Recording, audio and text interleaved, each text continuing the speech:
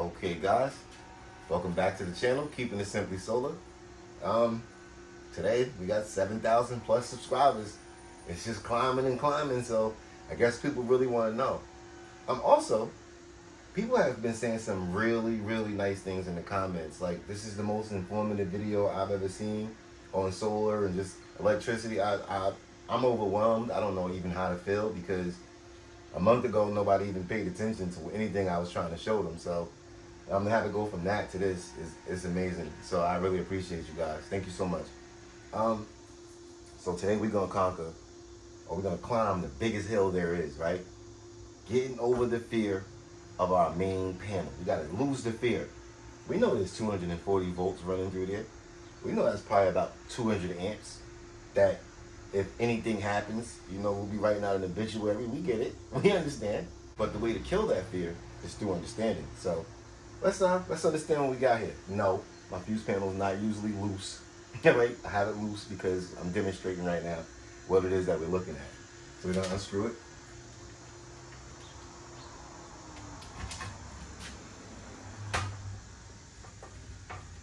And we're gonna take off our front cover. Okay, put that down. Okay, with the front cover off, you can see all the breakers.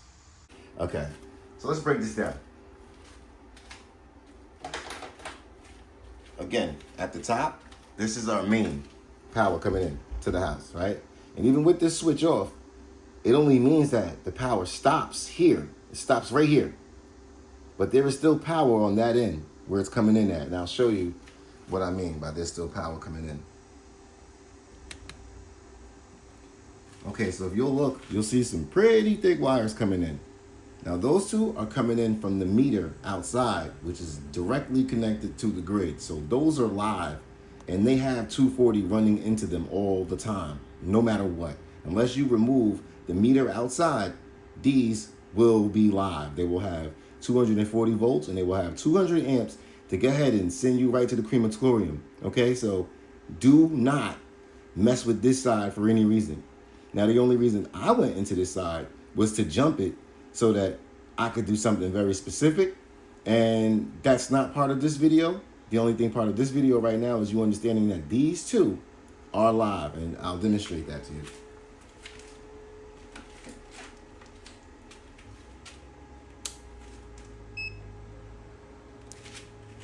Okay, so here's our meter, right? And we're gonna go ahead and touch these two together.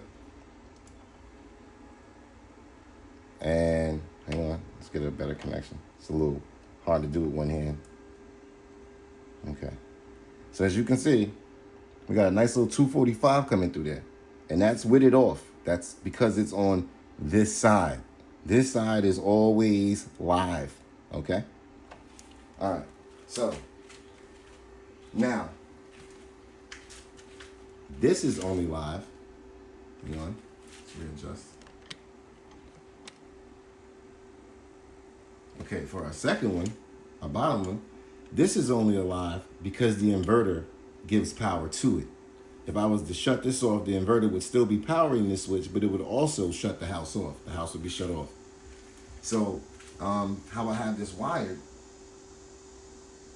and I should be using thicker wires. The people in the comments are going to say this, and I want you guys to know that those people in the comments are not wrong. I should absolutely be using thicker wires, but because this is for demonstrating purposes only, I'm hoping I'll get a pass. They'll forgive me and won't go too hard on me. So let's go. From here, where our white wire and our black wire comes in, these are considered where the phase is split. So there's 120 on this leg and 120 on this leg, giving it 240. So as you see that running down and out of the box, which is here at the base, you'll see the black wire and the white wire running down, and they run through this cable and into this box. And this box right here is basically its own panel. It's its own panel because it also has its own circuit breakers, right? It's got its own breakers here. And the reason for this is because you want a cutoff point at as many points in your system as you can, especially between components. You want to be able to just completely shut down power to any component that you have attached to your system. So this is just really wise. Okay, it's really wise to do this. You don't want to run anything directly from your panel to something else without a breaker in between. It's a risk you just shouldn't take. You don't have to take that risk. All right, so where the main power will be coming in at, which would be this switch, this is off. Remember when I said I wired the top one for a very specific use? Well, that specific use is this inverter here, which is my grid tie inverter. And I just only use that to put power back from the solar panels that I use from the grid so that I don't get charged for electricity even when I need to use the grid. Because don't forget, even though this is an off-grid system, we're not disconnected from the grid. We just have the power off. We're not using the grid to power the house right now. We have that off, and we're powering the house instead with an inverter. Okay, so let's get back. All right, so with this breaker box here, I have one running out to that inverter I just showed you, and one running out to this 240 box up here, which has a plug. And I would suggest anybody do this. If you really want to lose the fear of everything, right? Here's how you get rid of the fear in totality. Have an electrician come and wire one of these next to your fuse panel, next to your main panel. That's it. That's it, because from here, we can turn everything into a plug and play project. It's no longer having these strenuous fears. This also has a breaker on it, so you can cut the power here and also shut off the power to the house. So there are a few breakers in between the system, which I suggest that. I truly do suggest that. But we could turn everything that was difficult as far as electrically wiring things up into a plug and play, ready to go system. And instead of it taking hours, it would literally take less than an hour to build an entire system to power your home with. So this video was short.